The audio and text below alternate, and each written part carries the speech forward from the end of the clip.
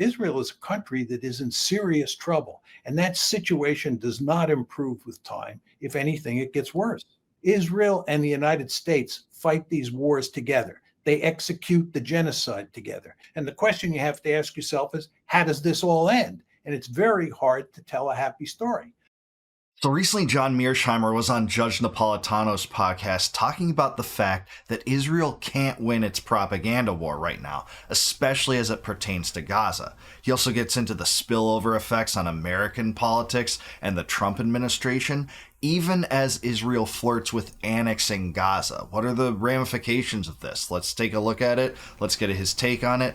Please like the video and subscribe to the channel. Do you sense a slow growth of international consensus of what you've been saying for a couple of years, and everybody in this program has, that the Israelis are engaged in genocide, and a recognition that their more recent behavior is the use of starvation as an instrument to produce this genocidal effect? Do you sense a growing consensus around that view?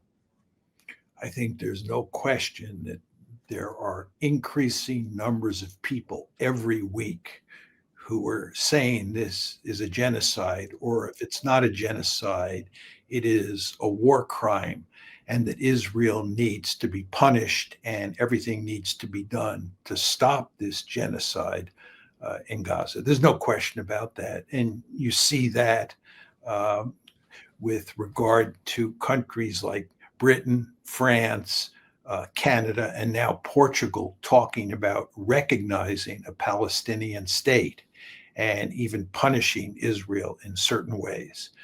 I think it's so clear at this point in time what the Israelis are up to that it's inevitable that this tide will only grow with the passage of time. Yeah, I have to totally agree with him, not only when it comes to the political establishment, Joe Blow, laymen following this, looking at what's happening in Israel, typical activists and typical people interested in politics. But that mentality, even among some people on the right, like prominent podcasters like Candace Owens and Tucker Carlson, talking openly about how disastrous this is and how inhumane this is, and interviewing Anthony Aguilar in the case of Tucker Carlson, this is having a political effect, even in America, where the Israel lobby reigns supreme, because you see people like Marjorie Taylor Greene openly call this a genocide, the first Republican to do that, and she called it a genocide before Bernie Sanders did, and elements of the distant left, which are supposed to be so good when it comes to non-intervention as it pertains to Israel. So you are seeing cultural trends shifting away from just blanket support and excuse making and justifications for this genocide in Gaza. I think it's hurting Trump. He can't get away from it, even as he tries to get away from the Epstein story by rearming Ukraine and sending and deploying nuclear submarines. It's all coming to front here to affect this administration and really open a lot of people's eyes to what Israel's doing for the first time. I know you were just interviewed by my friend and colleague, my friend and former colleague, still my friend, but formerly my colleague Tucker Carlson. And of course, I commend that fabulous interview to everybody that is a regular viewer of Judge. Great interview, by the way. See that? I've done some reactions to that in my own videos. That was an excellent interview. You have to see it. And Tucker's Carlson's comments toward it are very enlightening as well. Freedom. But shortly after you were interviewed, Tucker Carlson interviewed a retired lieutenant colonel by the name of Tony Aguilar, whom we hope to have on the show soon, who made some profound statements about his own observations in Gaza. Take a listen.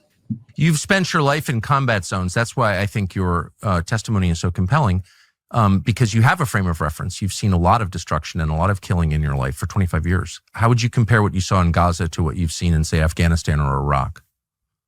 Nothing compares. Nothing I have seen in Iraq, in Afghanistan, in Baghdad, in Mosul, Sadr City, all throughout Afghanistan, Syria, the southern Philippines, some places where there's dense populations. I have never witnessed anything as brutal, destructive, violent, and I would say that steps far over our international laws of how we persecute wars and how we engage in warfare. We've long departed from that standard, and America's a part of it. Just think about that. He does have a frame of reference, as Tucker Carlson said. He's a former Green Beret. He's been into all these war zones. He was a defense contractor working in Gaza, seeing these atrocities play out, the malnutrition, and the way that the IDF is handling this by being complicit in murders that have amounted to about 1,200 people just in terms of the people lining up for aid that they pick off because of this. It's so heartbreaking and heart-wrenching. You should watch that video if you're curious, but man, it is not for those that don't want to lose their lunch or lose their appetite, because it is just ghastly. Just think of that. And this is Tucker Carlson having this guy on. This is not, left-wing dissidents that have been opposed to Israel and Israeli policy for a long time. People on the right are waking up to it, and man, that's about the best sea change I could possibly hope for right now. So let's get Mearsheimer's take on that. You've been saying this for a long time. Colonel McGregor's been saying it. Scott Ritter's been saying it. Jeff Sachs has been saying it. Almost everybody on the show has been saying it. But here you have a hardened military guy telling us all over the world where he has been, where these horrible conflagrations have occurred, and he's never seen anything worse than what is happening in Gaza now. And yet, I hope I have the right number here, Chris, Netanyahu denying that there is starvation. Israel is presented as though we are applying a campaign of starvation in Gaza. What a bold-faced lie. There is no policy of starvation in Gaza, and there is no starvation in Gaza. We've enabled the amount required by international law to come in. Just think about that. What he's saying is that this is all propaganda, that all the malnutrition and all the malnourished children that we see and the dead children that we see plucked from the ashes and rubble of the IDF's destruction, these are all just crisis actors. There's nothing to see here. This is all propaganda. This is all Hamas is doing, right? They're starving all of the children in Gaza, in Rafah, where they destroyed something like 80% of the buildings. It's like buying into the Biden Sharpa's attack narrative. It's so preposterous and absurd. It's like saying Chris Christie's a bodybuilder. You can't believe this. There's no way you can believe this whatsoever. And even Trump, who's beholden to the Zionist lobby and Israel lobby and AIPAC and the military-industrial complex, has contradicted this. He said he is aware of starvation. This can't just be shoved under the rug anymore. We see the truth, and Netanyahu, you know when he's lying because he's moving his lips. That's how you know. Senator Bernie Sanders, a little late to this, referred to what Benjamin Netanyahu said as out of the mouth of a disgusting liar. Right? It's even worse than that. It's hard to find words to describe Netanyahu, and especially what he just said there. I mean, it's patently obvious that the Israelis are engaged in genocide, or if that word is too strong for you, mass murder. It's patently obvious that they're starving the population. They're creating a giant concentration camp now, and it's all aimed at pushing the Palestinians out of Gaza. It's just so obvious. And the lieutenant colonel who just talked to Tucker made this clear. And by the way, Judge, this is one of the reasons the Israelis don't want to let journalists and other observers into Gaza. They don't want those observers to see what's happening and then report back to people in the West. Yeah, that's exactly right, but it's a little bit too late because we still do have TikTok. They didn't succeed in shutting that down after we got actual evidence and proof of what's happening there, despite their propensity to try to shut it down to journalists. We know what's coming out of that, and it isn't pretty. It's sinister and diabolical, to be sure. And this just can't be ignored. Again, you cannot shut down this mentality now in this new media age where people do have cell phones. This isn't where books get written, 4 years down the line about atrocities that happened years before. And it's not information that's just filtered through, 3 talking heads on cable news or 3 mainstream newspapers. This is the new age of the independent media. It can't be ignored no matter how much they're trying. So their propaganda efforts show their desperation, and it's just telling. But some people get in, like this lieutenant colonel, and they tell you the truth. And it's consistent with everything you hear from UN workers, from aid workers, from doctors who are in there, and so forth and so on. This is a genocide. The Israelis are committing what is the greatest crime against humanity, genocide. I want you to talk about the damage that the Netanyahu regime is causing to Israeli society. And I came across a phrase in some of my reading this week that I suspect you're familiar with and have written about. Israeli victim identity. What is that? I'm not sure exactly what it means. It probably means the famous saying from Elie Wiesel that Jews are never the perpetrator, they're always the victim. Or to put it in slightly different terms, they're never the victimizer, they're always the victim. Well, this piece in Haaretz claims that they can never again make that claim after what they're doing in Gaza. Well, I have to agree with that. And yeah, it is absurd because part of this propaganda machine making excuses and justifications for the genocide in Gaza is premised on the idea that it's not Israel committing the genocide. It's not the U.S. financing the genocide and the governments involved in that. It's just Hamas. Hamas is manufacturing this genocide, despite the fact that we know the truth. We know the bombs that they drop and use excuses like human shields. They have the human shields excuse for killing children, but it's somehow Hamas and they're doing. Yeah, that won't fly in the U.S. if you take children into a hotel or hospital, dropping bombs on that hospital. That would not fly. You would be a murderer of those children as well. They don't just get wiped off the board because criminals were holding them as hostage. And that's the truth. So yeah, the innocent people there are victims, and they're not all Hamas. Hamas has several thousand loosely knit fighters right now that aren't even putting up a fighter's chance anymore, not even having rockets shot into Israel anymore since April, and before that it was sporadic and rare leading up to that point.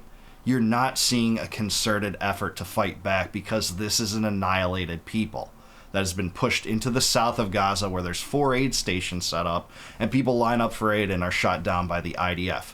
That's claimed more victims than the October 7th attack at this point. And they won't tell you the truth on that. Western mainstream media sources won't do it. It's only independent media. The truth is they could never make that claim a long time ago, because what's going on in Gaza is just a continuation of a long story that started in the early 20th century.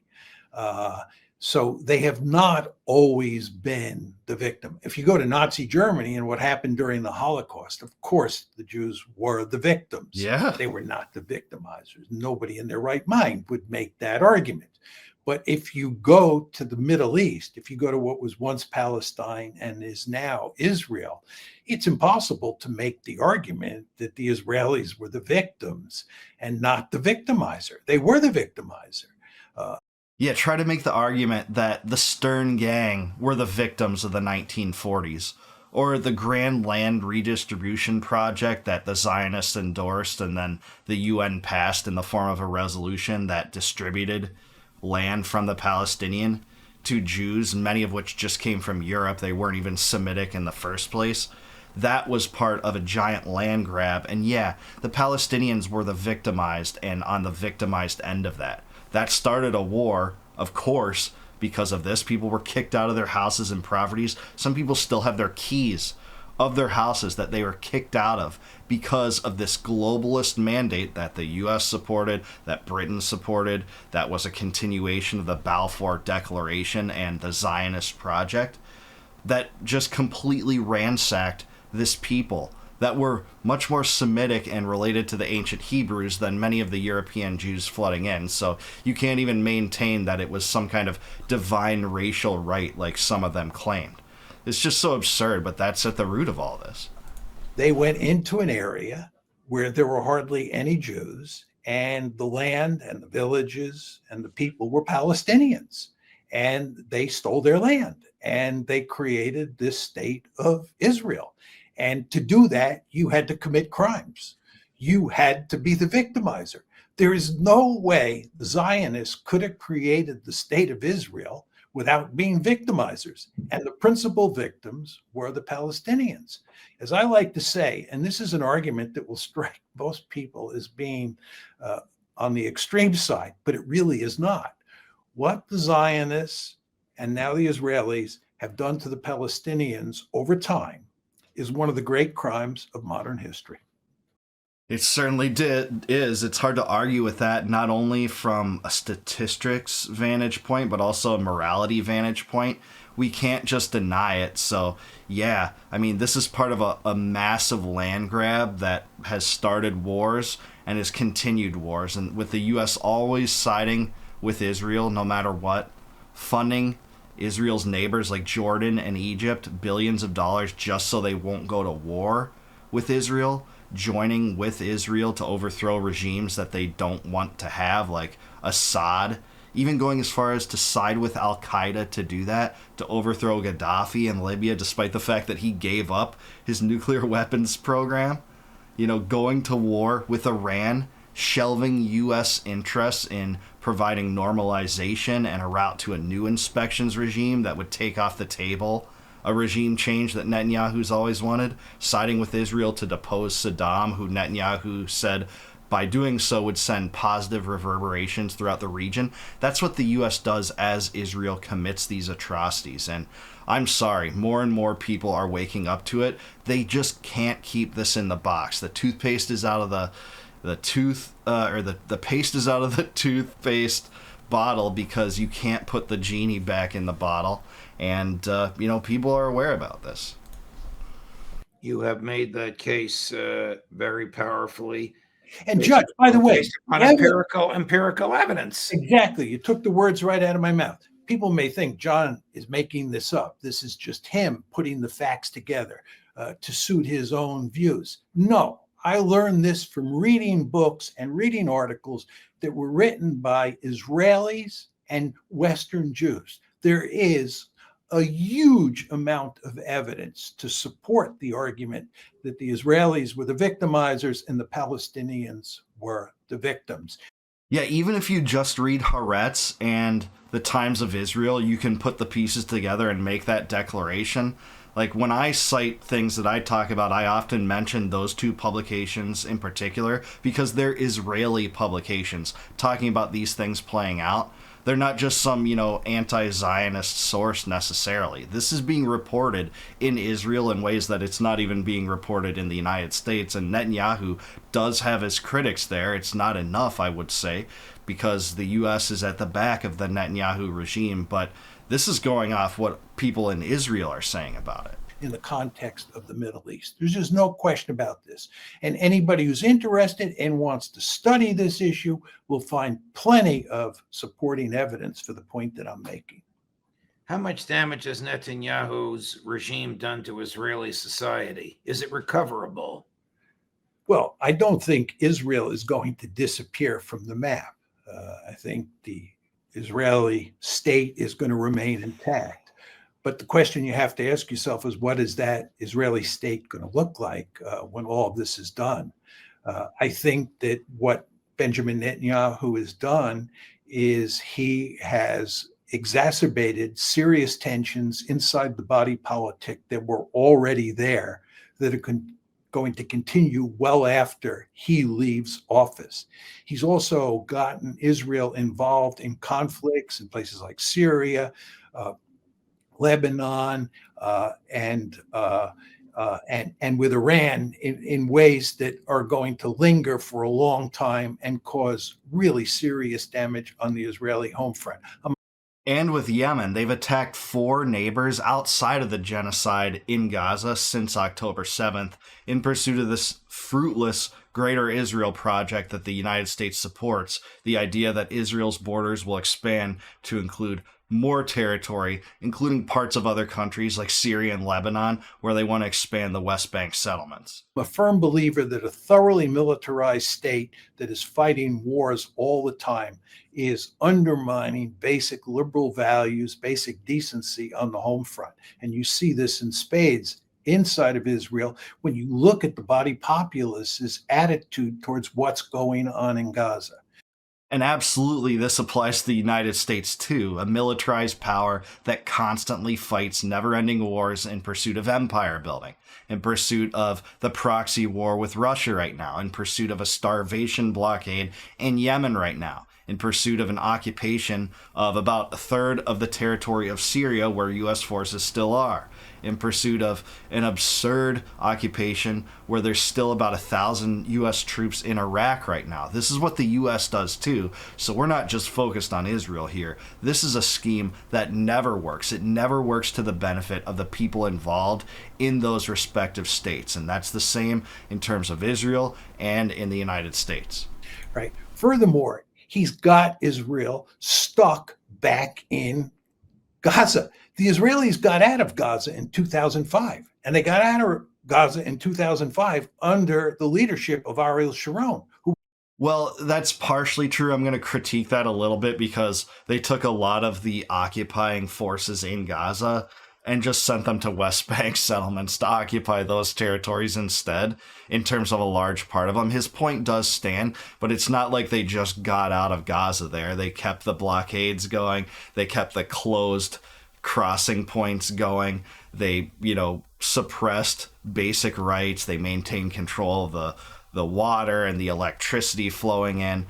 All of that makes them an occupied people, despite the fact that they deoccupied Gaza in 2005. There was no pussycat. And Sharon got out because Sharon understood full well that place is a hornet's nest. Well, they're back in there, and they've been unable to expel the Palestinians. And the question you have to ask yourself is, how does this all end? And it's very hard to tell a happy story.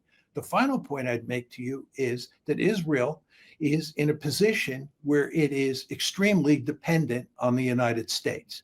Israel and the United States fight these wars together. They execute the genocide together. Israel is no longer the independent state that it once thought it was. So I think for all of these different reasons, Israel is a country that is in serious trouble. And that situation does not improve with time. If anything, it gets worse.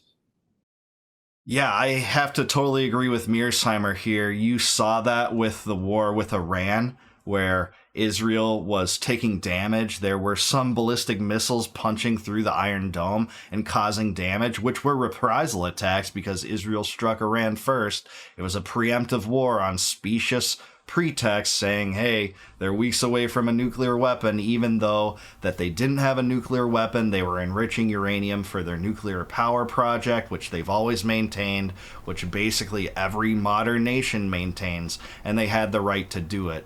And Israel, not part of the NPT, was claiming, hey, this country, Iran, which is part of the NPT and is subject to IAEA inspections prior to this, they kicked them out after that, I don't blame them, under the premises that Iran had a secret nuclear weapons program. What is the only country in the Middle East with a secret nuclear weapons program? It's Israel. They stole it from the United States under the Domina Project in the 1960s. Kennedy tried to stop it. There's evidence of that before he was offed, by the way. And that's where we're at. So Mearsheimer's right. We do these things tied to the hip of Israel, even if it involves shelving what Trump said were U.S. security objectives and U.S. foreign policy objectives in the first place. And that was to create a new JCPOA, a new working inspections agreement with Iran, which Iran was complying under the JCPOA from 2015 to 2018.